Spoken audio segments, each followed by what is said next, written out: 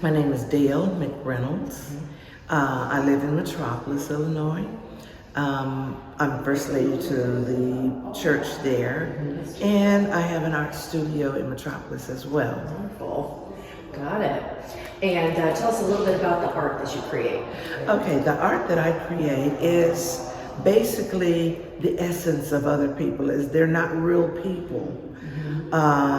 People that I imagine in my mind and what I want to put out. Now, they never tell me what they are until after I finish it. Then they give me their name as to who they are.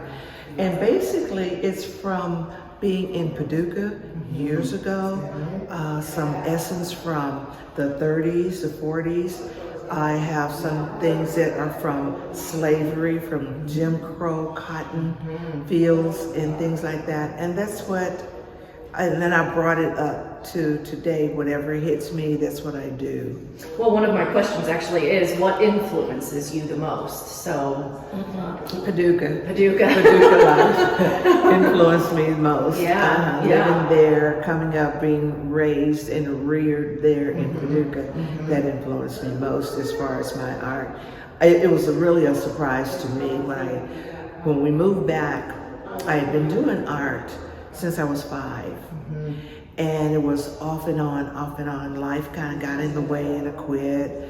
But I had more time when we moved back, because I'm originally from Paducah, but we moved to Metropolis, so I said close enough.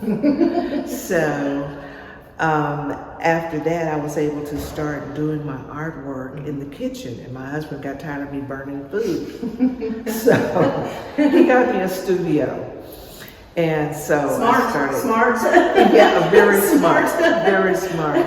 And so I started working over there, and it was like every day, and things just started really flowing and flowing and flowing. All through COVID, I was in the studio. Oh, that's wonderful. Through COVID, I was there. And so a lot of things started flowing in that was probably there all along, but I couldn't get it out because of life getting in the way. And so I'm happy doing it, and I love it. Right now, I feel like I got to get back into the studio now and do something, but I'm here, which I love. So this show is, would you say, is mostly your modern stuff, more recent This work? one is. Yes. This is more modern, up to, this 2000. Some may be referred to the 1950s or 70s or something. But this is the more modern. This is more side. more present, I guess, is the Right. Okay, got it. Okay, who were your favorite teachers? Oh, my favorite teacher was Miss Matthews. She was my 6th grade teacher, and I drew a picture of her. I don't know whatever happened. I know she kept it, but she has since passed. She was the nicest lady. She listened to you, she took care of you, she taught you very well. She had patience, and very pretty lady too, beautiful. And she was my favorite teacher. Now, was she an art teacher or just your, but she was just very inspiring? Just a teacher. I didn't have any real inspiring art teachers. I didn't get into art in school until I got to senior high, and that was in Tillman. And I had a teacher there, but I really didn't learn that much. He was still going to school himself to get his bachelor's degree or what have you. So I had a little bit, but not what I really needed. Do you have a formal art education, or you're just self-taught? Self-taught. Self-taught, wonderful. Talent. Talent.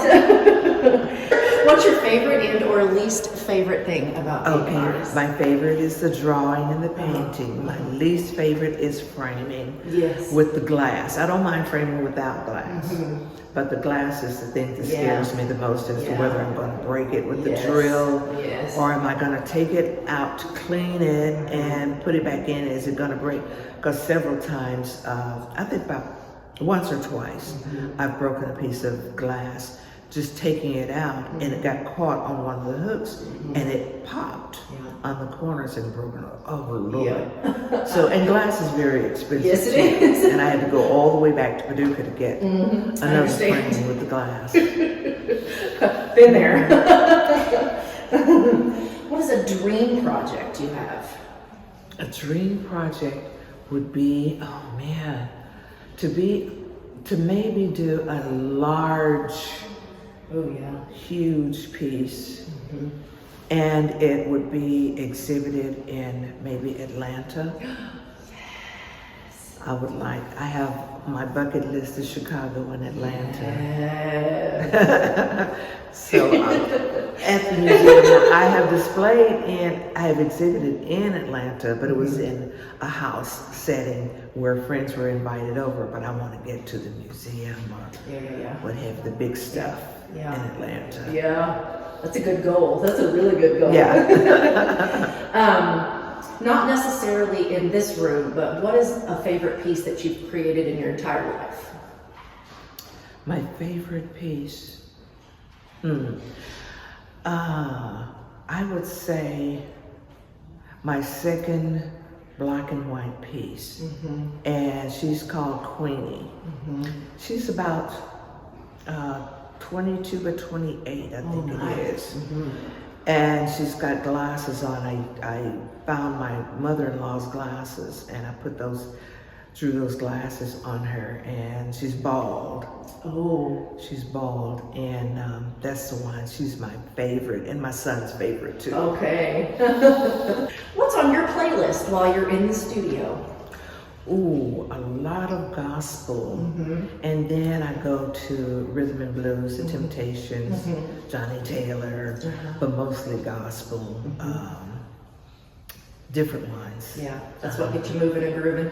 Yeah, it all depends on the mood that I'm in, if I'm ready for that. Sometimes when I come in and I'm not ready for the rhythm and blues, and I go to the gospel to get me started, and then I'll switch over. And while I'm doing that, usually the picture comes out according to what I'm listening the energy.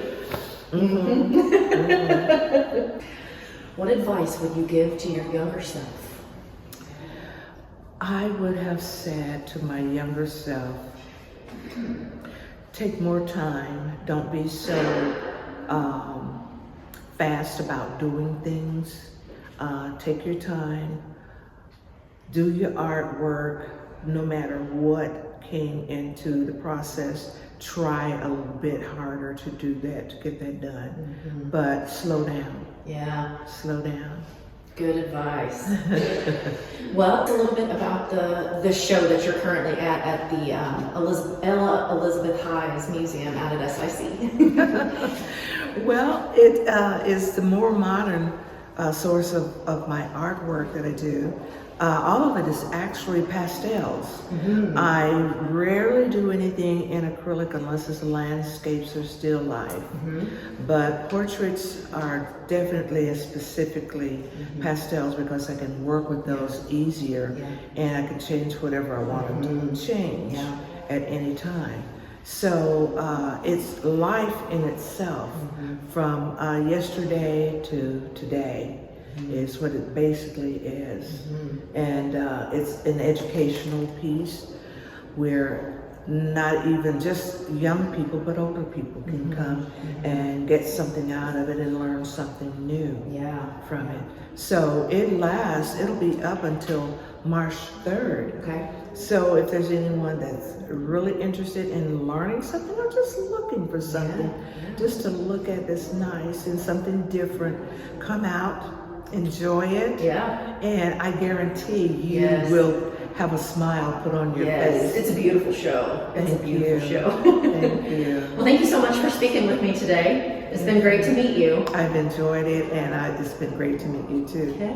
Thank you for having me. You're very welcome.